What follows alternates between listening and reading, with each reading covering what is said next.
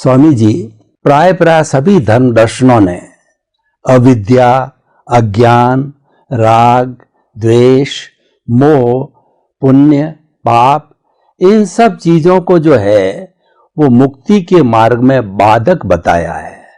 अगर एक शब्द में बात करूं तो अज्ञानता मुक्ति के मार्ग में बाधक है। यह बात व्यक्ति जानता भी है कि मुझे अज्ञानता से दूर रहना चाहिए, परंतु क्या है कि इस माया में लुप्त हो जाता है। ये संसार कहिए, प्रकृति कहिए, मन वचन काया का जितना भी फोर्स कहिए, उसके अंदर लुप्त हो जाता है। तो कृपया अध्यात्म विज्ञान के माध्यम से ऐसा कोई नुस्खा, फॉर्मूला, सूत्र, प्रयोग आप बतावें कि हमको जो है अज्ञान को दूर करने के लिए, और अज्ञान दूर कैसे होता है ये भी थोड़ा बतावें, कि सतत जागृति बनी रहे, ऐसी कोई विधा बताइए। आपका बड़ा बहुत उपकार होगा स्वामी। बहुत बड़ी बात है सिंपल, मगर हम न समझ सके हैं अभी तक धर्मों के या शास्त्रों के माध्यम से, क्योंकि शास्त्र तो सभी व्यक्तियों के लिए लिखा गया है, बाल मंदिर से लेकर पीएचडी तक के लिए। और धर्मगुरु भी इसी प्रकार की बात करेंगे, उनको भी सामान्य व्यक्ति से लेकर विचारक व्यक्तियों को संभालना है, तो इसलिए उनको भी अलग अलग स्टेप पे, लेवल पे बात करनी पड़ेगी। और जब आम आदमी जो है वो थोड़ा कंफ्यूज हो जाता है, क्योंकि ये भी सही है वो भी सही है, तो वो क्या समझेगा। बात यह है कि हम सत्संग में बार बार आध्यात्म विज्ञान के बारे में बताते हैं कि आध्यात्म विज्ञान का मतलब होता है सामाजिक और धार्मिक धर्म से, सामाजिक और धार्मिक सत्य से ऊपर। यानी जो सामाजिक और धार्मिक सत्य का जो लेवल ऑफ अंडरस्टैंडिंग है, विचारधारा है, उनमें अब सामाजिक जीवन अच्छा जिए एक विचारधारा है, धार्मिक जीवन अच्छा जिए एक विचारधारा है, उससे ऊपर आध्यात्म विज्ञान है। तो सबसे पहले तो हमको यह समझना चाहिए कि हम अपने जीवन में कौन सा मार्ग चूज करना चाहते हैं। तीनों सही है, तीनों में से एक भी गलत नहीं है, आपके ऊपर डिपेंड है। आपको व्यवहार जीवन उत्तम बनाना है, आपको धार्मिक जीवन उत्तम बनाना है, या तो फिर आध्यात्म जीवन में आगे बढ़ना है। और अगर आध्यात्म जीवन के अंदर आगे बढ़ना है तो सनातन सत्य को मानना पड़ेगा, समझना पड़ेगा, स्वीकार करना पड़ेगा। अब जब धार्मिक सत्य की बात करोगे तो जो धर्म को फॉलो कर रहे हैं उनका जो नीति नियम है, उनकी जो मान्यता और मर्यादा है, इनको फॉलो करना पड़ेगा। और जब सामाजिक सत्य की बात आती है तो समाज के अंदर मैं कैसे नीति और नियत अच्छी रखूं, मानवता रखूं, दूसरे को हेल्प करने की भावना रखूं, और किसी को भी मेरे मन वचन काया से दुख ना हो, यही मेरा दृष्टिकोण होना चाहिए। मगर जब आध्यात्म की बात आती है, क्योंकि मानव धर्म और धार्मिक धर्म, मानव धर्म के अंदर मनुष्य सेंटर में है, धार्मिक धर्म के अंदर भगवान सेंटर में है, और आध्यात्म के अंदर कुदरत सेंटर में है। ये बात हमको पहले क्लियर समझनी पड़ेगी, गोल गोल नहीं चलेगा। और जब आध्यात्म की बात करते हैं तो उसमें सेंटर में आत्मा है। यहां जब सेंटर में आत्मा है, उसका मतलब यह है कि सामाजिक सत्य वो आपके लिए जरूरी नहीं है, गलत नहीं है, जरूरी नहीं है। धार्मिक सत्य आपके लिए जरूरी नहीं है। मैं जरूरी नहीं है वो शब्द बोलता हूं, इसका मतलब पुरुषार्थ के एंगल से जरूरी नहीं है, प्रकृति के एंगल से उदय कर्म में है तो अच्छी बात है, नहीं है तो वो कुदरती रचना है तो भी कुदरती रचना है। और इसीलिए आध्यात्म विज्ञान के अंदर जो सिंपल रास्ता बताया, आज तक लोग पजल में क्यों आए? क्योंकि धर्मगुरु कहेंगे तुम्हारी पहले विचार बदलो, ऐसे बुरा विचार नहीं करना चाहिए। तो हम विचारों के अंदर खो जाते हैं। कैसे करके हम अपने विचारों को यानी मन को हम शुद्ध बनाए। फिर जब भाषा गलत निकल जाती है तो लोग कहेंगे तुम्हारी भाषा कैसी है, जो दूसरे को दुख लगता है, तुम्हारे भाषा से ही तो एक क्लेश होता है, तो तुम भाषा सुधारो। फिर वर्तन की बात आती है, किसी के साथ झगड़ा करते हैं तो बोला तुम तुम्हारा वर्तन सुधारो, यानी पहले मन वचन काया को सुधारने की बात पहले आएगी।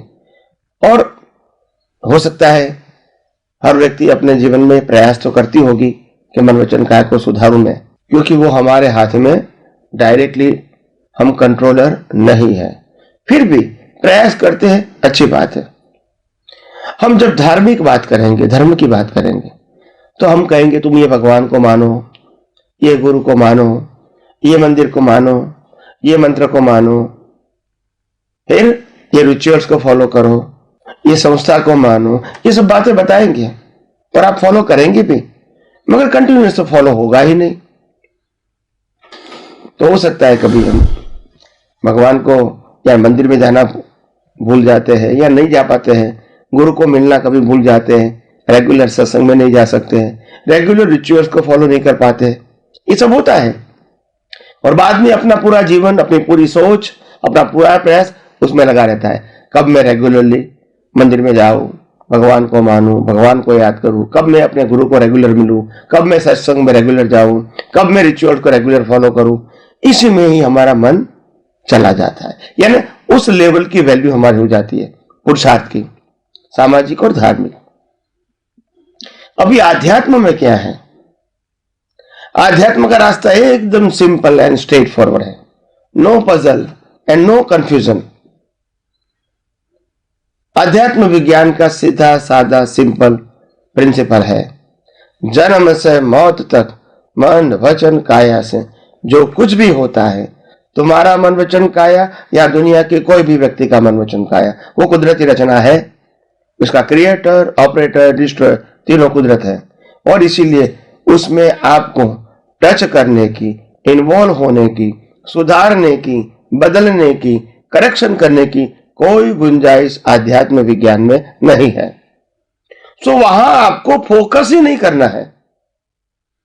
जो सामाजिक और धार्मिक में जो बात में फोकस लगाया था आपने कितने अवतारों से, यह आध्यात्म में फोकस ही नहीं करना है,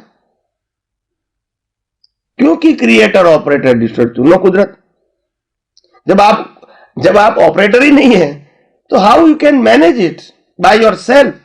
और दूसरी बात यह है कि आध्यात्म विज्ञान ने आप शरीर हो ही नहीं, आप तो मन वचन काया से मुक्त ऐसे शुद्ध आत्मा हो, यानी शरीर आपका सब्जेक्ट नहीं है, भगवान आपका सब्जेक्ट नहीं है, इसीलिए धर्म भी आपका सब्जेक्ट नहीं है, आत्मा आपका सब्जेक्ट है, शुद्ध आत्मा वो आपका सब्जेक्ट है। और इसीलिए हम अपने जीवन में आध्यात्म में के मार्ग में आगे बढ़ेंगे तो ये पजल, टेंशन, करूं ना करूं, हुआ ना हुआ, फॉलो किया न किया, मिला न मिला, अच्छी प्रकृति, बुरी प्रकृति, अच्छे मन वचन काया, बुरे मन वचन काया, अच्छे संजोग, बुरे संजोग, ऐसा होता रहेगा, मगर पूरा पैकेज रहेगा, एक ही टाइटल, कुदरती रचना। तो फिर आपके जीवन में मन वचन काया की अवस्था वो पजल रूप में कैसी होगी? बताइए मेरे को, कैसे पजल होगा? जब प्रकृति को ही कुदरती रचना बोल दिया और उसका क्रिएटर, ऑपरेटर, डिस्ट्रॉयर तीनों कुदरत है, तो फिर वो तो आपका पजल है नहीं। और इसीलिए ये अध्यात्म विज्ञान के सिद्धांतों के माध्यम से आप मन वचन काया से आसानी से मुक्त रह सकते हैं। और यही अनुभवी पुरुषों ने बताया, छूटे देहाध्यास तो नहीं करता तू कर्म, नहीं भोगता तू तेहनो एज धर्मनो मर्म, एज धर्मती मोक्ष छे तू छो मोक्ष स्वरूप, बाकी कहिए केटलू कर विचार तो पाप। छूटे देहाध्यास, ये देहाध्यास ही तो छोड़ना है, अगर मोक्ष में जाना है तो देहाध्यास ही छोड़ना है। और हम सामाजिक और धार्मिक तौर से देहाध्यास से ही लगे हुए हैं, यही सबसे बड़ी हमारी कमजोरी है। और इसीलिए जब आपको देहाध्यास पक्का हो गया है सामाजिक और धार्मिक दृष्टि से, तो फिर आपको मोक्ष की बात करनी ही नहीं चाहिए। सिर्फ समाज में अच्छा व्यवहार करो मन वचन काया से, और धर्मों को अच्छी तरह फॉलो करो, बस। और पाप पुण्य का मार्ग चलता रहेगा, उसमें कोई मना भी नहीं करता है, उसी से तो पाप पुण्य बनते हैं। मगर आध्यात्म की बात जब आती है तो पाप पुण्य की बात नहीं आती है। और इसीलिए हमको जब आध्यात्म विज्ञान की बात आती है तो रास्ता एकदम साफ है और सिंपल है। हमको प्रकृति में इन्वॉल्व ही नहीं होना है, हमारी या दुनिया की कोई भी व्यक्ति की। हमको प्रकृति को टच भी नहीं करना है, सुधारना नहीं है, बदलना नहीं है, इसको ऑब्जर्व भी नहीं करना है क्वालिटी के आधार से कि मैंने अच्छा किया, बुरा किया, कब किया, क्यों किया, कैसे किया, कितने समय पहले किया, कितनी बार किया, ये सब्जेक्ट हमारा नहीं है।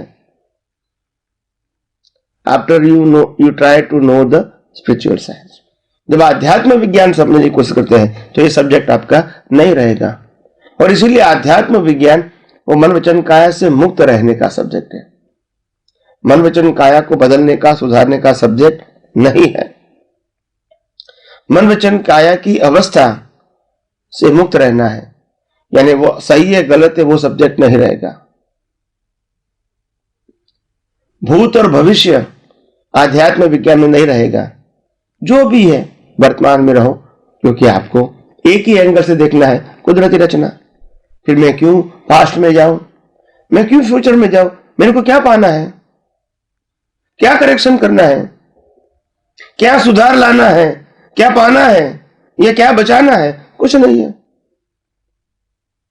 और इसीलिए आध्यात्म विज्ञान समझने के बाद जीवन जीना हर व्यक्ति के लिए आसान हो जाता है। आंतरिक जीवन शांत, स्थिर और समाधान वाला हो जाता है। और इसीलिए राग द्वेष होने की संभावना खत्म हो जाती है। हम कहेंगे हम राग द्वेष नहीं करेंगे, हमको राग द्वेष नहीं करना चाहिए, मगर होता क्यों है? जब आप रिलेटिव सत्य को मानोगे, रिलेटिव सत्य को फॉलो करेंगे, कर्ता भाव और मालिकी भाव ही रहेगा आपको, और फिर कहोगे मेरे को राग द्वेष नहीं करना है, कैसे पॉसिबल है बताइए मेरे को? तो बात तो समझनी पड़ेगी ना। ऐसा मुंह पे बोलने से कि राग द्वेष नहीं करना है तो मैं नहीं करूंगा, ऐसा थोड़ी है। होता क्यों है? वो आपकी दृष्टि का करेक्शन की बात है, ये क्रिया के करेक्शन की बात नहीं है। और इसीलिए हमारे शास्त्रों में और महान पुरुषों ने यही कहा है, जैसी दृष्टि वैसी सृष्टि। So you have to correct your vision, not speech, thought and action. मगर आज तक हमने सामाजिक दृष्टि से और धार्मिक दृष्टि से प्रकृति यानी मन वचन काया को ही इंपॉर्टेंट दिया, और इसीलिए हमारे अंदर या तो शरीर का इंपॉर्टेंट रहा या तो भगवान का इंपॉर्टेंट रहा, और इसीलिए हम सनातन सत्य जान ही नहीं सके। जब आत्मा सेंटर में रहेगा, जब कुदरत सेंटर में रहेगा, तो धीरे धीरे आपको सनातन सत्य समझ में आएगा। तो इसीलिए मैं कहता हूं मुक्ति का मार्ग बहुत सरल, सहज और सुगम है, अगर उसका दाता मिल जाए तो। उनके दाता यानी ये मार्ग को बताने वाला दुर्लभ होता है। मार्ग डिफिकल्ट नहीं है, बताने वाला मिलना वो दुर्लभ है।